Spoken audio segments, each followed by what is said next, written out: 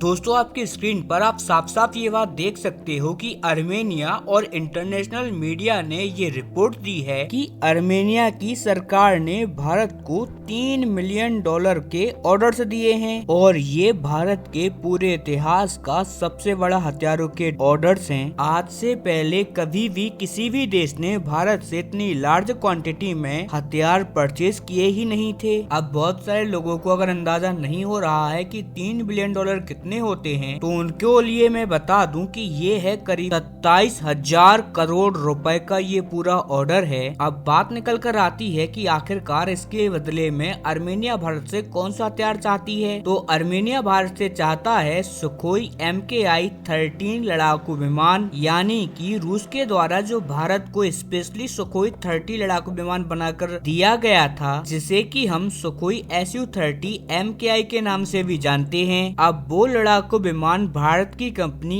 HAL की factory में बनने वाला है और उस हथियार को भारत एक्सपोर्ट करेगा अर्मेनिया को। और रिपोर्ट्स की माने तो करीबन $3 बिलियन में भारत 12 लड़ाकू विमान यहाँ पर अर्मेनिया को देने वाला है और इसके साथ साथ मिसाइलों का या फिर कोई और हथियार का पैकेज भी शामिल हो सकता है, क्योंकि आप देखिए $3 मिलियन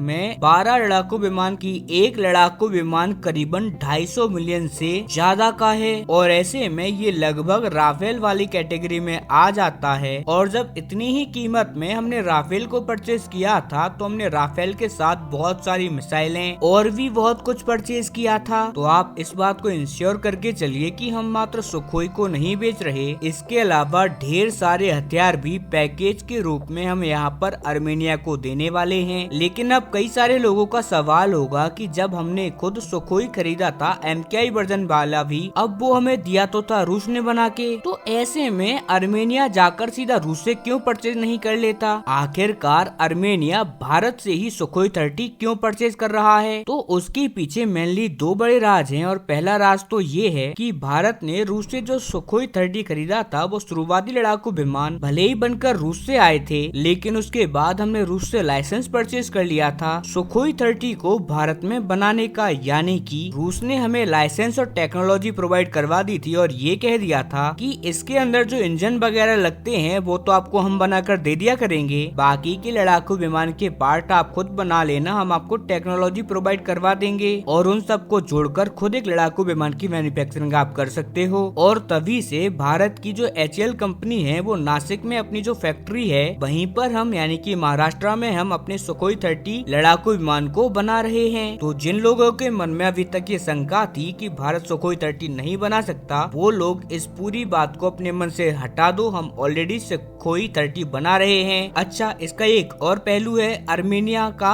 भारत से सुखोई 30 परचेज करने का, और वो है रूस पर अविश्वास। दरअसल अब अर्मेनिया रूस को इतना भरोसेमंद नहीं समझता। आपको शायद याद ही होगा कि 2021 में अजरबैजान के साथ अर्मेनिया का नारगोनो काराबाख के रीजन को लेकर जो युद्ध हुआ था, उस टाइम पर अर्मेनिया को बहुत ही ज्यादा हैवी नुकसान हो रहा था और रूस ने अर्मेनिया के साथ संधि भी कर रखी थी कि अगर कोई भी आपके ऊपर अटैक करता है तो हमारी सेना आपको बचाने जरूर आएगी। लेकिन बचाना तो भूल जाइए, उल्टा अर्मेनिया को रूस ने फंसवा दिया था और फिर नारगोनो काराबाख की बहुत सारी जमीन अजरबैजान और तुर्की ने मिलकर कब्जा ली थी। और अर्मेनिया के लोग, वहाँ की सरकार आज भी ये बात कहती है कि अगर उस टाइम पर रूस हमारी सेना से मदद ना भी करता तो भी हम इस युद्ध को जीत जाते। हमने बस रूस से मात्र एक काम करने को कहा था, अगर रूस ये एक काम कर देता तो, और वो काम ये था कि हमारे पास उस टाइम पर रूस के दिए हुए बहुत सारे पुराने लड़ाकू विमान थे, हमें उनके लिए कुछ स्पेयर पार्ट्स की आवश्यकता थी। हमें अगर रूस वो कुछ स्पेयर पार्ट्स यानी कि वो कुछ आइटम दे देता जिसकी मदद से फिर हम उन लड़ाकू विमान को उड़ा सकते, तो ऐसे में हम अजरबैजान पर इतनी बमबारी कर देते कि हम बस कुछ ही सेकंड में युद्ध को पलट कर रख देते। लेकिन रूस ने हमें ना स्पेयर पार्ट दिए और हमारा भरोसा भी टूटा। इसी अविश्वास के चलते अब अर्मेनिया की सेना रूस से कोई भी हथियारों की डील नहीं कर रही। अब अर्मेनिया अपना एक लॉन्ग टाइम पार्टनर देख रही है भारत में और भारत से ही अपने कई सारे हथियारों को वो परचेज करती आई है। और ये सुखोई लड़ाकू विमान भी अर्मेनिया भारत से ही परचेज कर रहा है इसी कारण के चलते, क्योंकि अगर कल को मान लीजिए कि अजरबैजान या तुर्की के साथ एक बार फिर से अर्मेनिया का युद्ध हो जाता है तो भारत जरा भी स्पेयर पार्ट्स को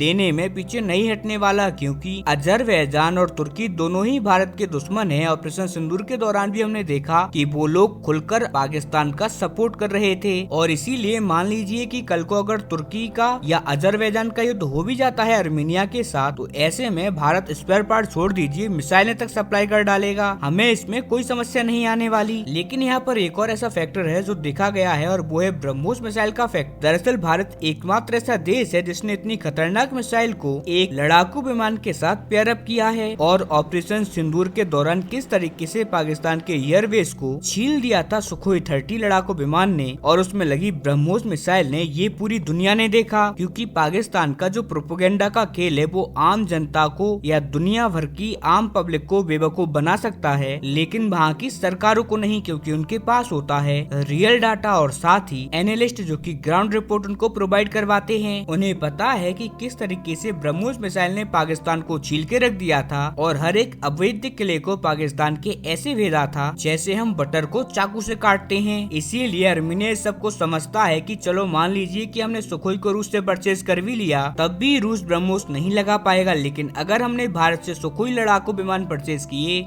तो ऐसे में हमें ब्रह्मोस लगी लगाई मिलने वाली है। हमें कुछ नहीं करना, बस ब्रह्मोस मिसाइल लेकर उसमें लगाना है और उड़ाना है, और उसके बाद तुर्की और अजरबैजान की सेना को भी हम पाकिस्तान को जैसे छीला था भारत ने वैसे ही छील के रख देंगे। भाई अगर हम भारत की लिहाज से देखें तो भारत के लिए तो ये बहुत ज्यादा बड़ी खुशखबरी है, क्योंकि सुखोई लड़ाकू विमान बेचना हम सोच भी नहीं सकते कितनी ज्यादा बड़ी डील है भारत के लिहाज से। सुखोई छोड़िए, अगर हम कोई भी लड़ाकू विमान किसी भी देश को बेचते हैं तो ऐसे में एक बात इंश्योर हो जाती है कि जो देश हमसे लड़ाकू विमान परचेज कर रहा है वो करीबन 25 से 30 सालों के लिए हमारे साथ हो गया, क्योंकि बिना आपके हम उसका काम ही नहीं चलने वाला। और आर्मेनिया भी सुखोई परचेज करते ही भारत से बन जाएगा, क्योंकि इन लड़ाकू विमानों में मिसाइलें रेगुलर लगानी पड़ती हैं, और अगर इस्तेमाल होती हैं मिसाइलें तो नहीं मंगानी पड़ती हैं। तो हम देखें तो लगातार ये लोग अपनी मिसाइलों के लिए भी भारत पर निर्भर हो जाएंगे, फिर इन लड़ाकू विमानों की मेंटेनेंस के लिए भी ये भारत पर निर्भर रहेंगे, स्पेयर पार्ट्स के लिए भी भारत पर निर्भर। इससे न केवल आर्मेनिया भारत पर निर्भर होगा, बल्कि हम आर्मेनिया से कमाई भी कर सकते हैं हर साल इनकी मेंटेनेंस करके, यानी कि लड़ाकू विमान बेचकर तो हम मोटा पैसा कमाएंगे ही। उसके बाद एक लड़ाकू विमान की लाइफ स्पैन ही 30 से 40 साल की होती है, और इस 30-40 साल की टाइम ड्यूरेशन में हमारी डायरेक्ट कमाई होने वाली है। और यही कारण है कि भारत के डिफेंस के लिहाज से ये भारत का बहुत बड़ा और बहुत अच्छा सौदा है।